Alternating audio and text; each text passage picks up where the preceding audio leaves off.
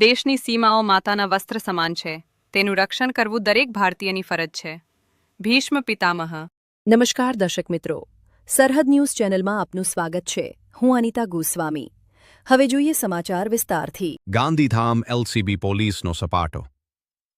પૂર્વ એલસીબીએ Gandhidham B division વિસ્તારમાંથી ગેરકાયદેસર રીતે મેળવેલ ચણાની દાળ અને લોટ ₹22 લાખથી પણ વધારે કિંમતનો મુદ્દામાલ ઝડપી લીધો છે. Border range IG Chirag Kordia અને એસપી સાગર બાગમારની સૂચનાથી એલસીબી પીઆઈજેએમ વાળાની ટીમે ચુડવા જીઆઈડીસી પાસે આવેલ સુખસાગર ડોર નામના ગોડાઉનમાં રેડ કરી હતી. ત્યાંથી બિલ વગરના ₹21.21 લાખના કિંમતના 700 કટા ચણા દાળ તથા 1.14 લાખની કિંમતના ચણાનો લોટ કટા નંગ 35 મળી આવ્યા હતા. પોલીસે વૈભવ અરવિંદભાઈ ગઢવી, ઉંમર વર્ષ 25, રહેઠાણ ભારતનગર ગાંધીધામ તથા હર્ષદભાઈ કિશોરભાઈ મંગે, ઉંમર વર્ષ 28, રહેઠાણ ગાંધીધામ નામના 2 આરોપીઓની અટકાયત કરી આગળની કાર્યવાહી માટે બી ડિવિઝન પોલીસને સોંપ્યા છે. રિપોર્ટ બળદેવપુરી ગોસ્વામી.